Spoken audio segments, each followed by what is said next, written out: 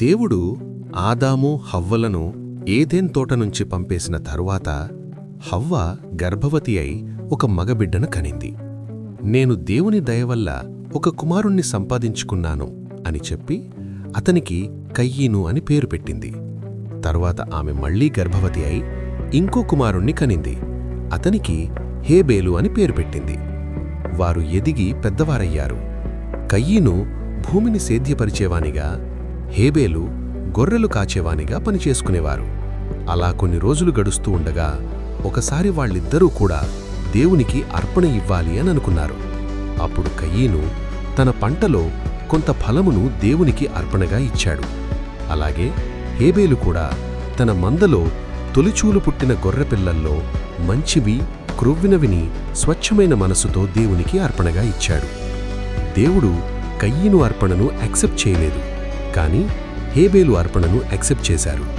ఎందుకంటే దేవుడు వారిచ్చిన అర్పణ ఎంత వాల్యుబుల్ అనేది చూడలేదు, వారు దేవునికి ఇచ్చిన వాల్యూ ఏంటో చూశారు. హేబేలు మంచి మనసుతో అర్పించాడు, అందుకే దేవునికి హేబేలు అర్పణ నచ్చింది. దేవుడు తన అర్పణను యాక్సెప్ట్ చెయ్యనందుకు కయ్యీనుకు తన తమ్ముడి మీద కోపం వచ్చింది. అప్పుడు దేవుడు కయ్యీనుతో ఇలా అన్నారు, నీకు కోపమెందుకు? నువ్వు మంచి మనసుతో అర్పించి ఉంటే నువ్వు కూడా నీ తమ్ముడిలా సంతోషంగా ఉండేవాడివి కదా. నువ్వు చెడుగా ఆలోచించడం వలన నువ్వు చేసిన పాపము నీకే భారమైంది. అలా చెప్పినప్పటికీ కయ్యీనుకు కోపం ఇంకా ఎక్కువై అది పగగా మారింది. అతను హేబేలును చంపేయాలని నిర్ణయించుకున్నాడు. ఒకరోజు వారిద్దరూ పొలంలో మాట్లాడుకుంటూ ఉన్నప్పుడు ఇదే అవకాశంగా తీసుకుని చుట్టుపక్కల ఎవ్వరూ లేని సమయంలో కయ్యీను హేబేలు మీద పడి అతన్ని చంపేశాడు. ఆ తరువాత దేవుడు కయ్యీనుని పిలిచి ఇలా అడిగాడు, నీ తమ్ముడు ఎక్కడున్నాడు? అప్పుడు కయ్యీను ఇలా అన్నాడు, నేనేమైనా నా తమ్ముడికి కాపలా కాచేవాడినా? వాడెక్కడున్నాడో నాకు తెలియదు అని అబద్ధం చెప్పాడు. అందుకు దేవుడిలా అన్నాడు, నువ్వు నీ తమ్ముడిని చంపేశావు. అతని రక్తం భూమి నుంచి నాకు మొరపెడుతోంది. బైబిల్ ప్రకారం రక్తమంటే ప్రాణం. ఆ ప్రాణం దేవునికి మొరపెడుతోంది. ఈ పాపం చేసినందుకు నువ్వు దేశదిమ్మరిగా తిరుగుతావు అని దేవుడు కయ్యీనును శిక్షించారు. అప్పుడు కయ్యీను ఇలా అన్నాడు, ఈ శిక్షను నేను భరించలేను, నన్ను ఎవరైనా చంపేస్తారేమో. అప్పుడు దేవుడిలా అన్నారు, నేను నీ నుదుటిపై ఒక ముద్ర వేస్తాను, దానిని బట్టి నిన్ను ఎవ్వరూ చంపరు. అలా చెప్పిన తర్వాత కయ్యీను తన వారందరినీ విడిచిపెట్టి నోధు అనే దేశానికి వెళ్ళిపోయాడు. ఇప్పుడు స్టోరీ మొత్తం విన్నారు కదా.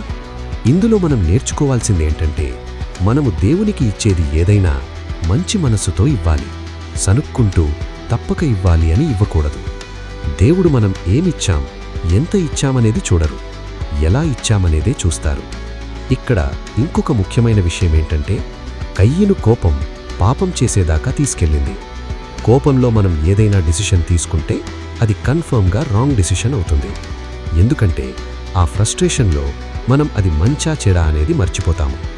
జనరల్గా చాలామంది ఇలాగే ఉంటున్నారు. మనకి ఫెయిల్యూర్ వచ్చిందని బాధపడడం కంటే ఎదుటివాళ్లు సక్సెస్ అయినందుకు ఎక్కువ బాధపడతారు. ఇక్కడ దేవుడే డైరెక్ట్గా నువ్వు చేసింది తప్పు అని కయ్యీనుకు చెప్పినా అతను అర్థం చేసుకోలేనంతగా తన కోపాన్ని పెంచుకున్నాడు. సో మనము యాంగర్ను పక్కన పెట్టి యాక్సెప్టెన్స్ నేర్చుకుంటే లైఫ్లో హ్యాపీగా ఉండగలుగుతాము.